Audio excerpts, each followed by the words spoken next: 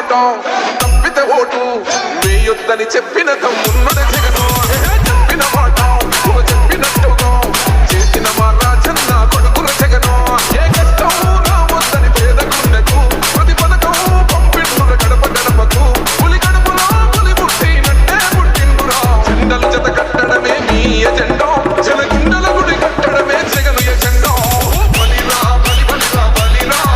పులి వెందులలో పుట్టిందా పులిరా కుర్చీల కూర్చోవడమే మీ ఎజెండా జనమే ఇవ్వాలన్నది జగను ఎజెండా బలిరా బలి బలిరా బలిరా వేద బతుకుల మార్చినది ఆ పులిరా